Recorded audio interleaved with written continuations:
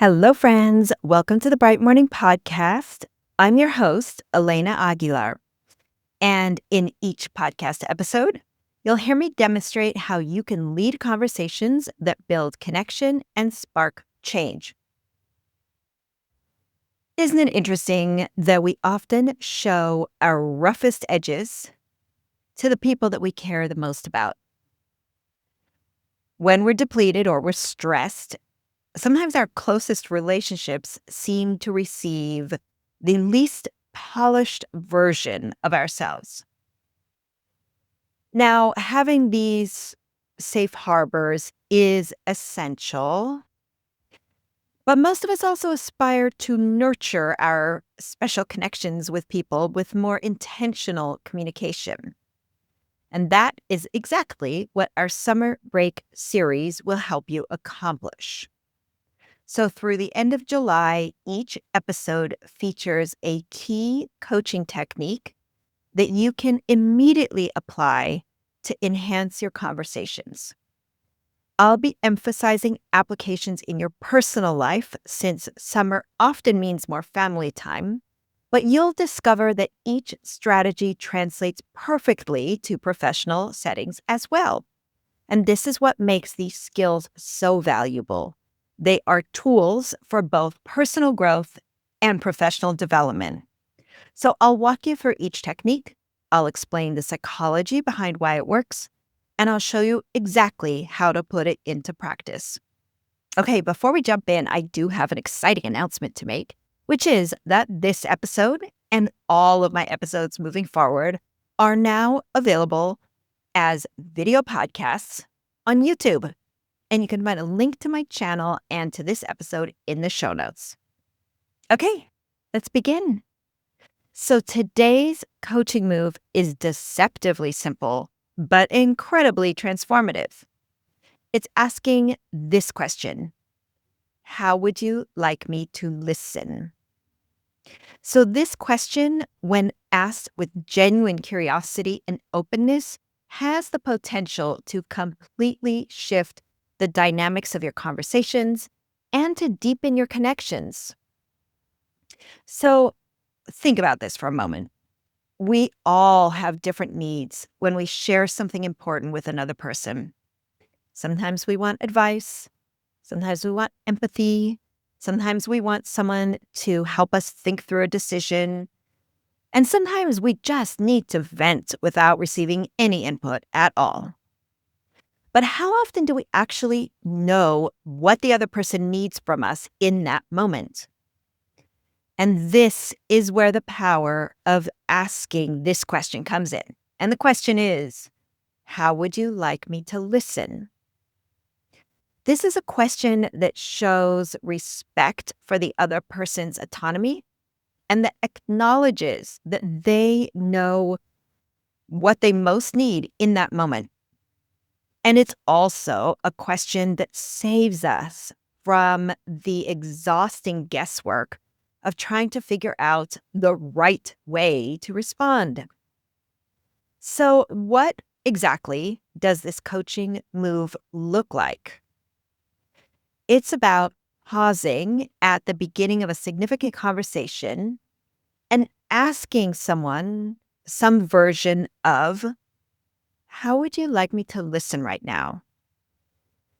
Do you want me to just hear you out, or ask questions, or offer suggestions, or something else? So the beauty of this question is that it puts the other person into the driver's seat of the conversation. It gives them permission to ask for exactly what they need, which might change from day to day or from topic to topic. And this move is particularly powerful because it challenges the default assumption that we should automatically know how to respond to others. It releases us as the listeners from the pressure of mind reading, and it releases the other person from the frustration of not getting what they need from the conversation. All right, let me tell you about why this is so effective. So, first, it creates psychological safety. So, when someone knows that they can ask for what they need in a conversation, they feel more secure in sharing. Second, it prevents mismatched expectations. So just consider for yourself, how many times have you offered solutions to someone when what they really just wanted was empathy? Or how many times have you asked probing questions when what you realized a little while later was that someone just needed to vent? These kinds of misalignments can lead to frustration on both sides. So, when we clarify listening preferences up front, we avoid these common communication pitfalls. Third, this kind of approach is just wonderfully efficient. So, instead of cycling through different strategies until we stumble upon what works, we can actually just start with whatever it is that the person needs or thinks they need. And finally, it models healthy communication. By explicitly discussing how we want to engage, we normalize meta communication, which is talking about how we talk, which strengthens relationships over time. I remember so vividly when I discovered the power of this question. I was on a call with one of my close friends, Letitia, who is also a coach. And I was sharing everything that was going on in my life, and I was kind of overwhelmed. And when I took a breath, Letitia asked, "How would you like me to listen?" And then she gave me a few options, and I chose one. And it was so helpful. And I remember hanging up and just feeling seen. And I also felt like I had greater clarity on what was going on for me. And then it was really soon after that that I found myself in this kind of recurring conversational dynamic with my partner. And I would share something that was bothering me, hoping for his empathy, and he would immediately jump into problem solving mode. I would end up feeling unheard, and he would feel confused about why his helpful solutions weren't appreciated. And then I remembered Letitia's question, and I said, "I just need you to listen right now and just understand how I'm feeling. I actually don't need any solutions yet." And for him, it was like this light bulb went on. He was so relieved to know exactly what I needed because he wanted to provide that. And then I got the empathetic response that I was craving. And so I started using this question in my coaching practice and really in most of my important relationships, and the results have been incredible. Conversations that once led to disconnection now become opportunities for deeper understanding. So, what started off as this practical tool has become a profound way of honoring another person's needs and preferences. Okay, let me demonstrate how this could sound in different contexts. Let's start off with this one. Your teenager comes home clearly upset about something that happened at school. Here's how you could use this coaching move. "I can tell that something's bothering you, and I'm here to talk when you're ready. And when you are, it would help to know how I can best listen. Do you want me to just hear you out? Do you want me to ask questions to help you process? Or do you want me to offer some thoughts of my own?" Okay, so notice that this approach does three important things.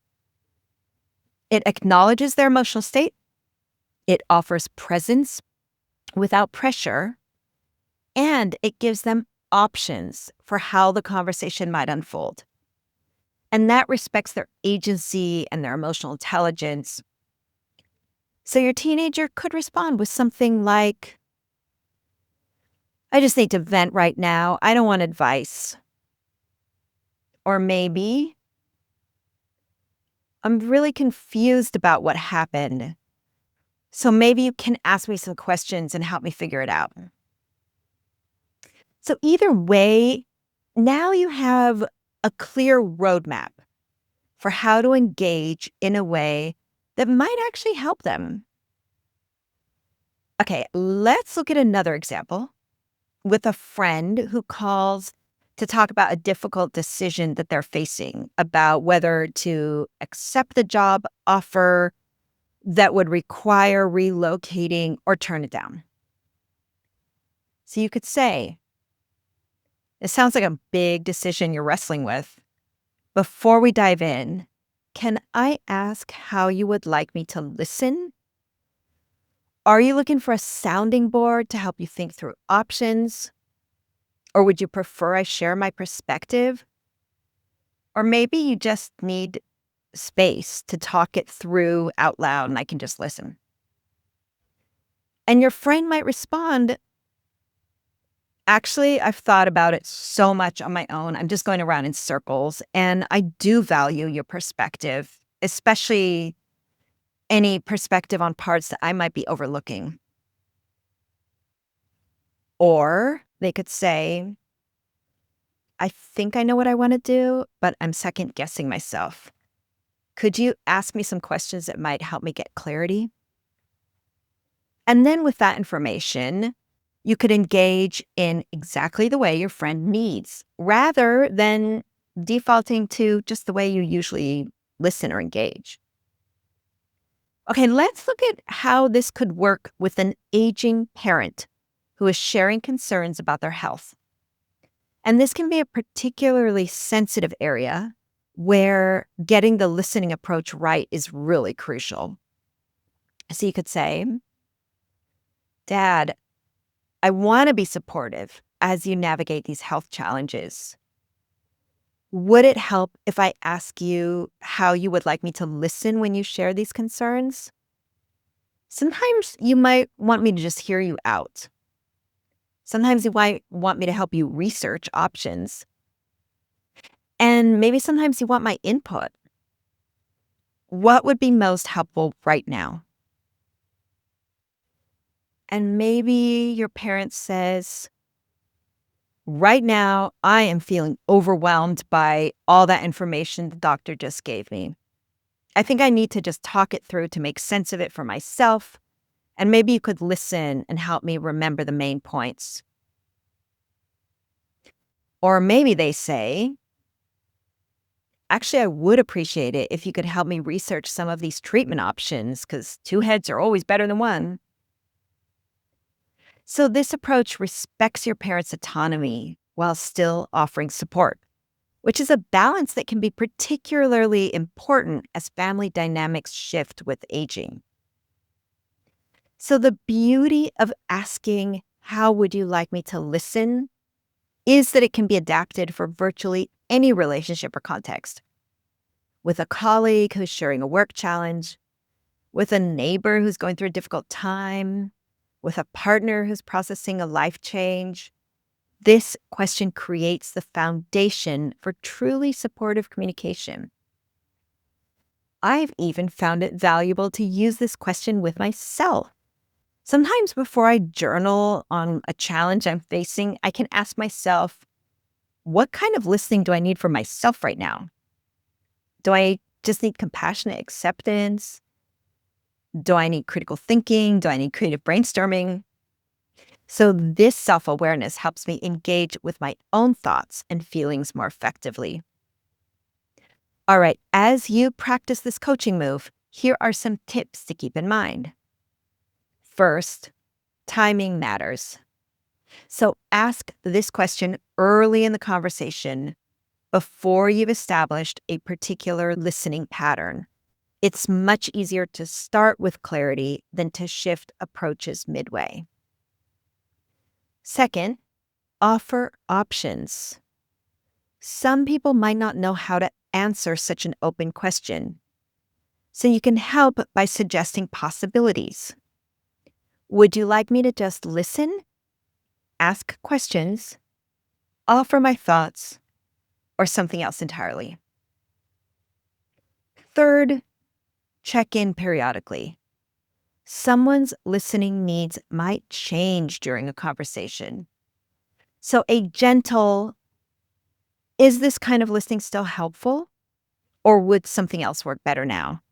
Can be valuable, especially if it's a longer discussion. And fourth, honor their response. So if someone says they just want you to listen without commenting, then just listen without commenting, even if you feel like you have brilliant advice. Trust that if they want your input later, they will ask for it. Okay, let me preempt some challenges that you might encounter as you implement this coaching move. So some people might just be surprised by the question because they've never been asked about their listening preferences before. So they might need a moment to reflect on what they actually need. Other people may not know what they need, or they might give a generic answer like, oh, just listen. And in those cases, you can offer more nuanced options. You can say, when you say just listen, would it help if I reflect back what I'm hearing occasionally? Or would you prefer that I stay completely quiet until you're done sharing? Now, you might actually find that some people are uncomfortable directing the conversation like that because they're so used to adapting to other people's listening styles. So just be patient and reassure them that you genuinely want to know what would be most helpful.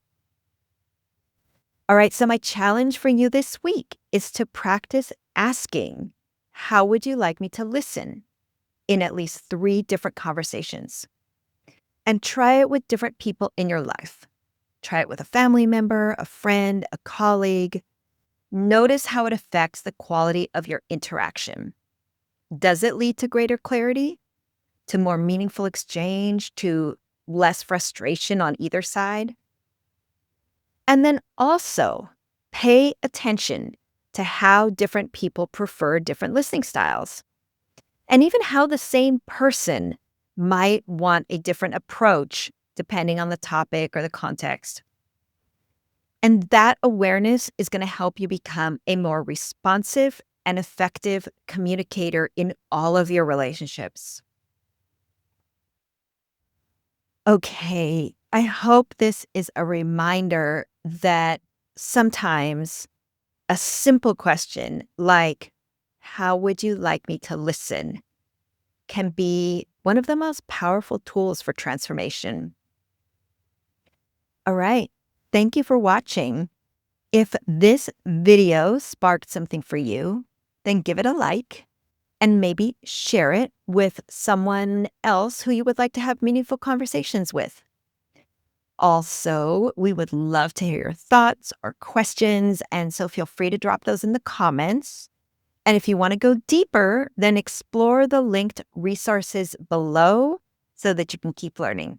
And don't forget, this episode is part of our weekly podcast, and so subscribe, and then you won't miss future episodes. We are here to support you in becoming the most empowered and impactful version of yourself. I'll see you next time. All right, that's going to do it for today. If you want more of me telling you exactly what to do in common coaching and life scenarios, then you are definitely going to want to check out the show notes and learn more about my learning library and Transformational Coaching PLC. This is your go-to resource for transforming ordinary conversations into transformative ones. If you want to bring some of the ease of summer into your work this fall, you're going to want to join me over there. And if you love the show and you want to watch me record every episode, you're in luck because the podcast is now on YouTube. So check out the show notes for a link to this episode in video form and subscribe to our channel. Okay, finally, if you appreciated today's episode, then please share it with someone you know who would also benefit from it. And, or you could hop over to Apple Podcasts and leave a 5-star rating and review to help others discover it. Thank you so much for helping our show reach new friends. And thank you to Leslie Bickford, who is the podcast producer. And thank you to Stacy Goodman, who does the sound engineering.